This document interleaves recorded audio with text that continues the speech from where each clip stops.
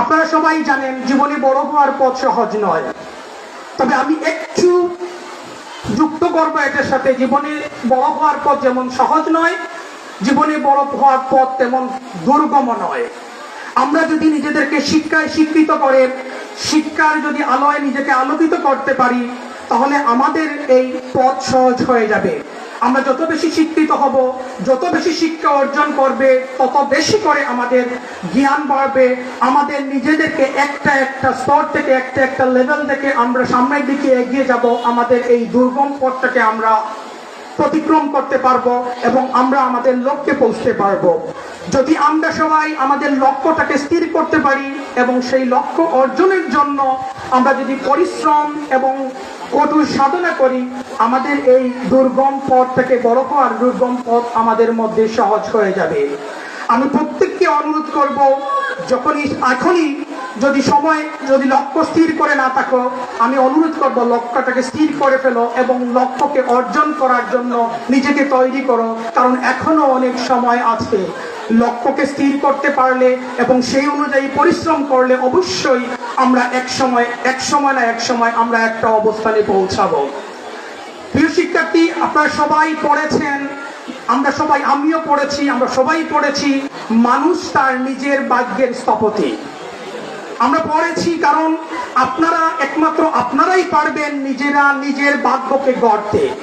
আমরা শিক্ষকদের কাছ থেকে, পরিবারের কাছ থেকে, সমাজের কাছ থেকে অনেক সহযোগিতা পেতে পারি, কিন্তু একমাত্র আমরাই যদি নিজেদের লক্ষ্যকে স্থির করতে পারি এবং দৃঢ় মনোভাব নিয়ে আমাদের লক্ষ্যকে ধারণ করতে পারি এবং সেই হিসেবে কাজ করতে পারি, তবেই আমরা আমাদের লক্ষ্যে পৌঁছাতে পারবো। আজকের যে এসএসসি এবং এইচএসসি পরীক্ষার যে রেজাল্ট হয়েছে, এটা শুধুমাত্র সূচনা মাত্র, এটা সমাপ্তি নয়। সামনে আরো অনেক দূর যেতে হবে, অনেক কঠিন প্রতিযোগিতায় নিয়োজিত হতে হবে। আমি বলবো, জীবনে সফল হওয়ার জন্য শুধুমাত্র মেধা না, মেধার পাশাপাশি অদম্য ইচ্ছা, দৃঢ় মনোভাব এবং কঠোর অধ্যবসায় এবং পরিশ্রমই পারে আমাদের সবাইকে একটা জায়গায় নিয়ে যেতে। আমি আশা করব তোমরা সবাই প্রত্যেকেই তোমাদের যোগ্যতা এবং নিষ্ঠা দিয়ে নিজেদের অবস্থান তৈরি করবে। সুপ্রিয় শিক্ষার্থীবৃন্দ, আমার চোখে আমি তোমাদের মধ্যে দেখি আমাদের দেশের ভবিষ্যৎ ডাক্তার, ভবিষ্যৎ ইঞ্জিনিয়ার, ভবিষ্যৎ লেখক এবং উন্নয়নের নেতা। আমি আজকেই তোমাদেরকে আমি বলবো, স্বপ্ন অনেক বড় স্বপ্ন দেখো। যদি বড় স্বপ্ন দেখো এবং সেই স্বপ্নের পিছনে নিজেকে নিয়োজিত করো, একদিন না একদিন সেই স্বপ্নের কাছাকাছি নিজেকে পৌঁছাতে পারবে। কোনো সময় ছোট স্বপ্ন দেখবা না, বড় স্বপ্ন দেখবা, কারণ বড় স্বপ্ন তোমাদের প্রত্যেকের মধ্যে বড় স্পৃহা জাগাবে এবং তার মধ্য দিয়ে আমরা জীবনে অনেক উপরে চলে যেতে পারবো। তোমাদের যে সাফল্য, এই সাফল্য শুধু তোমাদের একার নয়, এই সাফল্য তোমাদের পরিবারের, তোমাদের শিক্ষকদের, আমাদের সমাজের। আমরা সবাই গর্বিত তোমাদের এই সাফল্যে। তবে মনে রাখবা, এই সাফল্য অর্জনের পাশাপাশি তোমাদের উপর অনেক বড় একটা দায়িত্ব চলে আসছে। এই সাফল্যটাকে যেন ধারাবাহিকতাকে রক্ষা করতে পারো। মনে রাখবা, নিজেরা যদি নিজেদেরকে উন্নত করতে পারো, তবে সেই উন্নত হবে তোমার নিজের উন্নয়ন, তোমার পরিবারের উন্নয়ন, তোমার সমাজের উন্নয়ন, সর্বোপরি দেশ এবং জাতির উন্নয়ন। আমি পত্র বিদ্যালয়ের শিক্ষকদের বলবো, শিক্ষকদের প্রতি আমি শ্রদ্ধা জানাবো এবং কৃতজ্ঞতা প্রকাশ করব যে আপনারা এই বিদ্যালয়ের উন্নয়নের ধারাকে অব্যাহত রেখেছেন। আপনারা কঠোর পরিশ্রম করতেছেন। যদিও আপনাদের সাথে আমার সরাসরি যোগাযোগ না হয়, তারপরেও আমি খবর নেই যে আপনারা কি পরিমাণে পরিশ্রম করতেছেন আপনাদের ছেলেদের, আপনাদের সন্তানদের, আপনাদের শিক্ষার্থীদের ভালো রেজাল্ট করার জন্য।